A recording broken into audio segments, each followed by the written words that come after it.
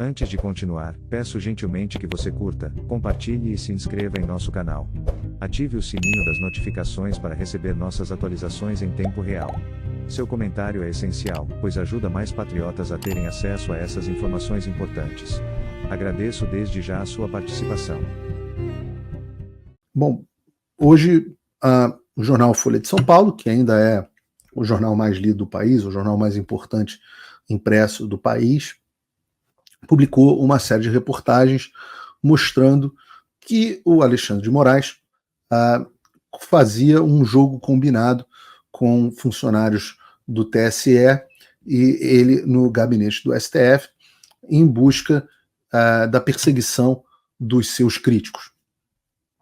Isso é absolutamente gravíssimo, a gente vai ler aqui, de repente vamos ler um pouco das reportagens juntos, e aí eu vou comentando elas com vocês, eu vou falar um pouco sobre o posicionamento da imprensa, o posicionamento do UOL, o posicionamento da própria Globo, do Jornal da Band, e por aí vai, ver como é que como é que a imprensa está vendo isso, mas o fato é que nós estamos vivendo o que seria o equivalente a Vaza Jato para a Lava Jato. Nós estamos aí vivendo o que tem se apelidado, aí as pessoas têm apelidado de a Vaza Jato do Xandão. E as semelhanças são muitas, né? A primeira delas é o autor da reportagem. O autor da reportagem é o jornalista americano, premiado com Pulitzer, com várias premiações internacionais, Glenn Greenwald. Eu tenho uma ótima relação com o Glenn Greenwald, tenho elogiado ele aqui para vocês há muito tempo. Digo que ele é um jornalista muitíssimo sério. O Tucker Carlson, de quem eu gosto muito, tem o Glenn na mais alta conta. E claro que nós temos visões diferentes em vários assuntos. Ele é mais, eu diria que ele é um progressista moderado, mas um grande defensor da liberdade de expressão, tem posições muito diferentes das minhas em Israel e por aí vai, certamente posições diferentes em relação ao Lula, mas nós temos posições bastante alinhadas a respeito do papel da imprensa e da liberdade de expressão e principalmente do devido processo legal. O Glenn, a trajetória dele aqui nos Estados Unidos se tornou muito conhecido por denunciar os abusos das agências de segurança sem o devido processo legal nos Estados Unidos. Depois, no Brasil, ele se tornou muito conhecido por ter fundado o Intercept, depois deixado o Intercept, e ter publicado as reportagens da Vaza Jato, que basicamente expunham os diálogos entre procuradores e juiz de forma que não deveriam acontecer de uma forma não republicana. É correto, em um certo sentido, chamar esse momento que a gente está vivendo, de a Vaza Jato do Xandão, porque assim como a Vaza Jato foi a base, foi o alicerce pelo qual os erros da Lava Jato foram expostos e a operação acabou se esfarelando, mas é certo também, porque há um componente de similaridade na combinação de um juiz que não é imparcial, mas e eu conversei até, foi muito simpático comigo, Deltan Dallagnol, há uma diferença muito grande, há diferenças muito grandes no grau, na magnitude. E uma das coisas que o professor Olavo de Carvalho sempre falava falta muito ao brasileiro o senso das proporções. E a gente precisa recuperar o senso das proporções para entender o que está acontecendo aqui. Bom, hoje foram 2 reportagens publicadas pela Folha. A primeira delas foi essa, deixa eu ver se eu consigo botar para vocês aqui, de novo peço desculpas por estar sem a minha equipe aqui, mas vou colocar aqui para vocês a notícia que eu acho que foi essa, isso. Não, perdão, é essa aqui, ó. A primeira foi essa aqui. Moraes, Folha de São Paulo, né? Moraes usou o TSE fora do rito para investigar bolsonaristas no Supremo, revelam mensagens. E o mais impressionante dessa reportagem são esses diálogos que começaram a surgir aqui. E para isso a gente precisa entender um pouco de como era, do que está acontecendo, né? E eu acho que vou até ver se eu consigo aumentar isso aqui. Não. Consigo. Consigo. Para você, a Folha publicou mais ou menos o processo, a forma como ele ocorria. Então, Moraes fazia pedido de produção de relatório contra determinados alvos ao juiz instrutor do seu gabinete no STF, Ayrton Vieira. Então, esses determinados alvos, no caso em tela, eram basicamente o meu colega Rodrigo Constantino e eu.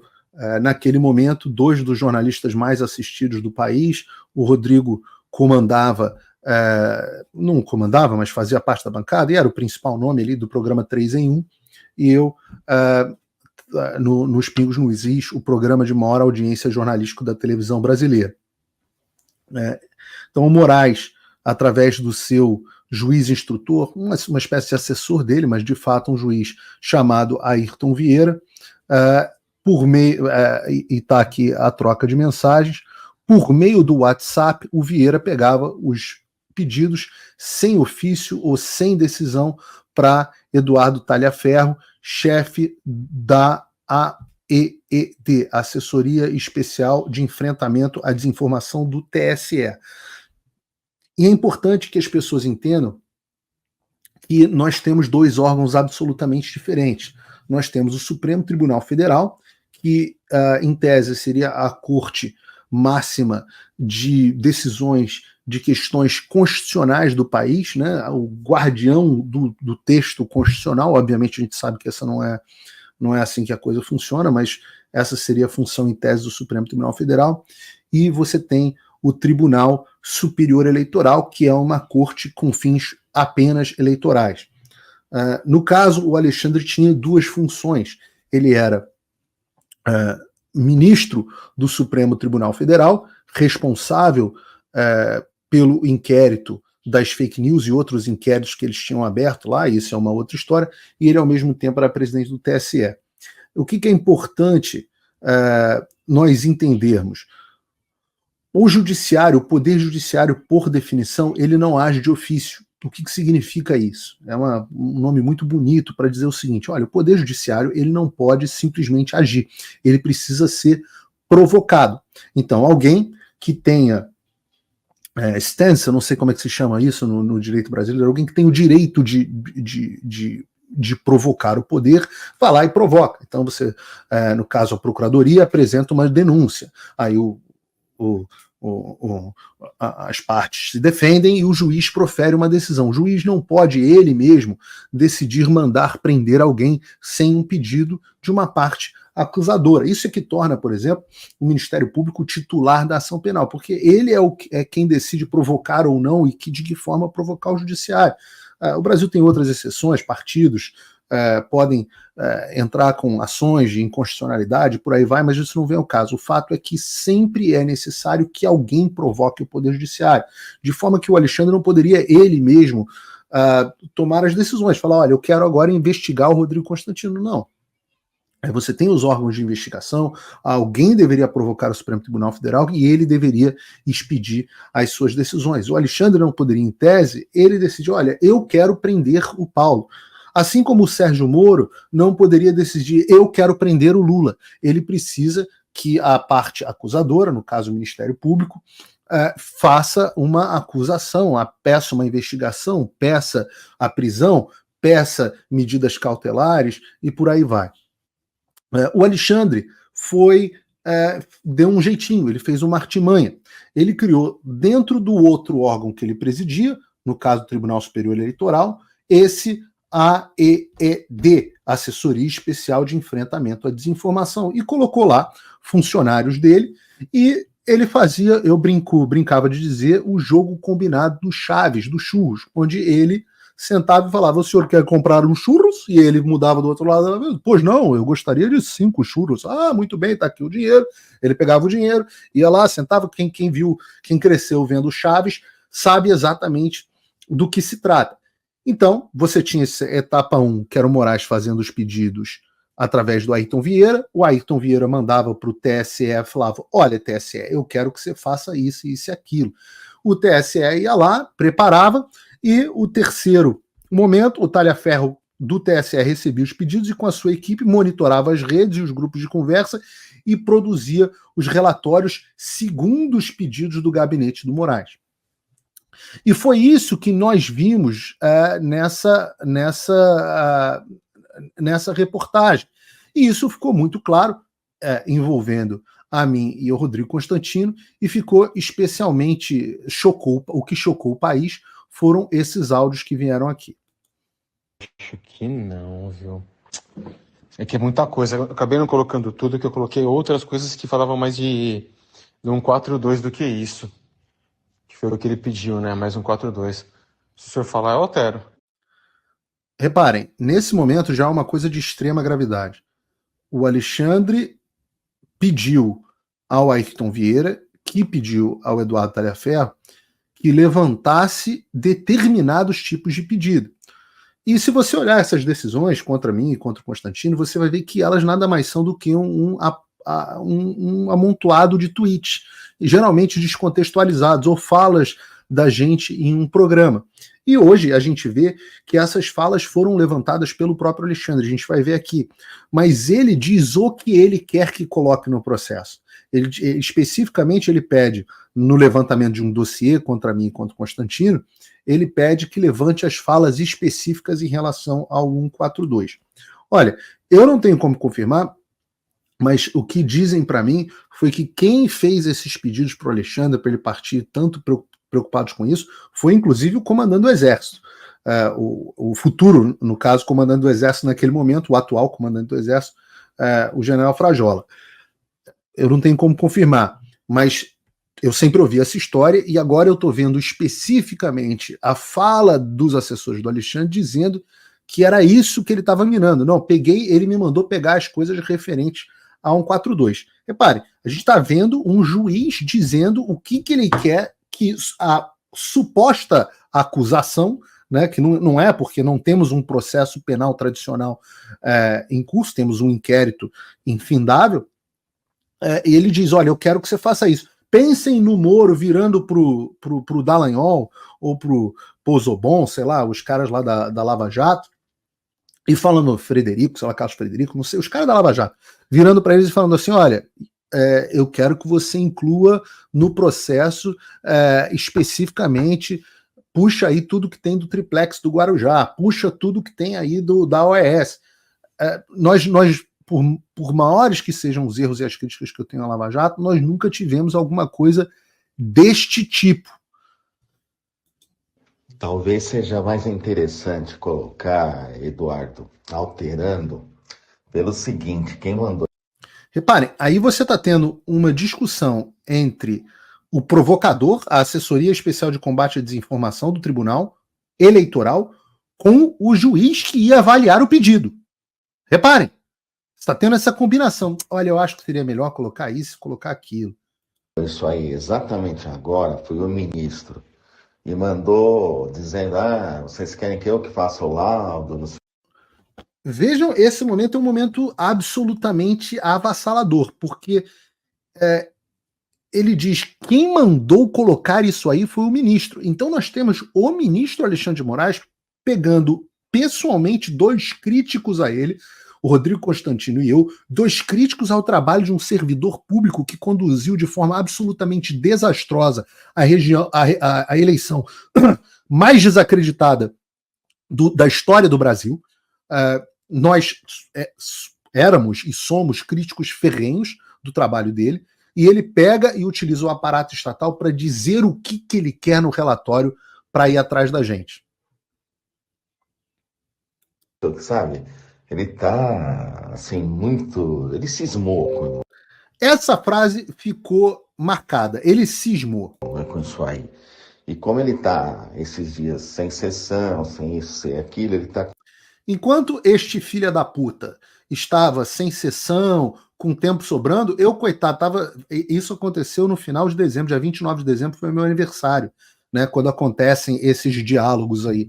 Eu estava tentando tirar férias depois de com a minha família, em paz, depois de um ano de trabalho avassalador, onde tinha dia que eu passava 9, 10 horas por dia no ar, né? Então este filho da puta estava em casa coçando o saco e aí ele resolveu que ele tinha tempo para implicar e ele montar, ele vira, você quer que eu monte os laudos? Ou seja, olha que mundo louco. Um juiz da Suprema Corte do meu país, a Corte Constitucional Máxima, está pegando 2 jornalistas premiados e está dizendo como que se tem que montar laudos. Ele é perito ainda por cima contra esses 2 jornalistas. Então, se você é o... sei lá como é o nome do cara, estava passando pano agora, daqui a pouco eu olho no meu Twitter. Se você está tentando passar pano para isso, vá pra puta que te pariu. Porque isso é absolutamente inaceitável. Enquanto eu estou tentando tirar férias do meu trabalho jornalístico, tem um juiz pago com o meu salário, o juiz máximo do país, que está montando dossiê contra mim. Usando técnicos pagos com o meu dinheiro para impedir que eu critique o trabalho de bosta que ele fez conduzindo o processo eleitoral. Trabalho de bosta, eu já dizia na época, dizia dentro da Jovem Pan, e se eu não falar, as pedras vão falar. E aí, quando ele cisma, eu quero que ele cisme, que ele se foda na cismada dele. Ele não é melhor do que ninguém. Eu tô cagando para se ele cisma ou se ele não cisma comigo. Isso não é pessoal. Eu nem conheço esse careca. Eu acho ele um servidor público incompetente na melhor das hipóteses. E bandido na pior das hipóteses. Se ele cismou comigo, é um problema dele. Ah, mas quando ele cisma, né? Ah, e repara o desdém que os próprios funcionários, com o qual os próprios funcionários tratam o Alexandre. Com tempo para ficar, entendeu? Tá com tempo. Procurando, né? Tá com tempo para ficar procurando. Tá com o cara, o juiz do Supremo Tribunal Federal tá com tempo para ficar procurando. Esses 3. Como eu não tem bandido, não. Não tem processo na mesa dele. Não tem milhões de pessoas pedindo, agravo e o cacete. Não, ele tá com tempo. Vamos perseguir jornalista. Covarde. Eu não me lembro, honestamente, né? Porque a gente é tanta coisa, por isso eu perguntei para você. Mas se não, talvez seja melhor pôr, tá? Alterar mais uma vez, fazer o quê? Alterar mais uma vez, cara. Puta, olha que vergonha, a gente tá tendo que te pedir isso. Mas vai alterando aí. O assessor do Alexandre vai pedindo para o TSE guaribar para a Assessoria Especial de Enfrentamento à Desinformação dar uma guaribada no documento. Que aí satisfaz sua excelência, tá bom? Satisfaz Obrigado. Sua excelência, então, olha o deboche. Tem coisas que fundamentam, ele quer que coloque mais ainda. Tem coisas que fundamenta, já preparei o dossiê, ele quer que coloca mais ainda? E, gente, eu tinha que ler essa decisão aqui para vocês, porque é muito ridículo. Ele quer que ele coloque o que ele acha, né? Quer que coloque o que ele acha, essa parte é central. Essa parte é central. O juiz do caso está querendo decidir com o Escritório de Combate à Desinformação, a assessoria especial, colocando o que ele acha. Então ele já decidiu. Mas que eu altero, o que tem, mas que essencial para isso. Eu vou alterar aqui rapidinho.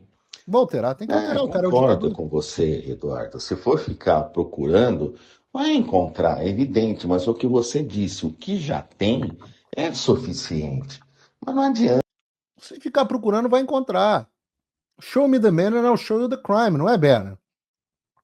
Ele cismou, entendeu?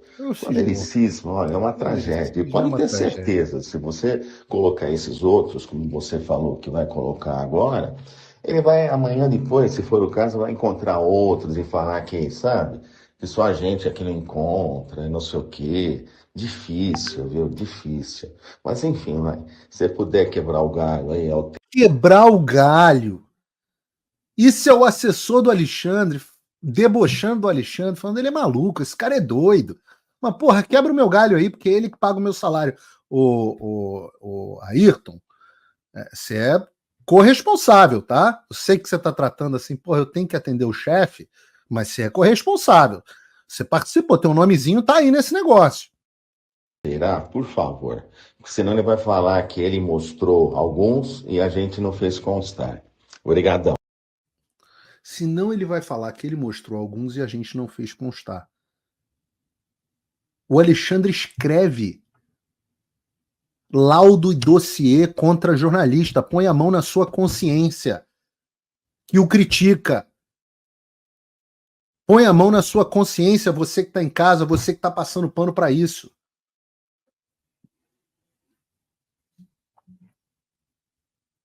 Todos vocês que aplaudiram, ponham a mão nas consciências de vocês. MBLs da vida, jornalistas do Globo, da Folha, todos que aplaudiram isso. O UOL, vocês estão desembarcando, ponham a mão nas suas consciências. Não importa se vocês gostam de mim. Quem tem que gostar de mim é minha mulher. Minhas filhas, talvez. Na maior parte do tempo. Vocês, jornalistas, não precisam gostar de mim.